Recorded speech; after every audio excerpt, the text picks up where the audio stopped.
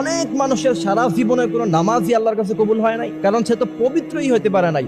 80 বছরের এক মুরব্বীকে জিজ্ঞাসা করলাম, মিয়া পন্ত ফরজ গোসল কিভাবে করে? কয়েক তো লঙ্গি নেওয়া লাগে, গামছা নেওয়া লাগে, আর সাবান দিয়া পুকুরের মধ্যে ডুব দিলেই ফরজ গোসল হয়ে যায়।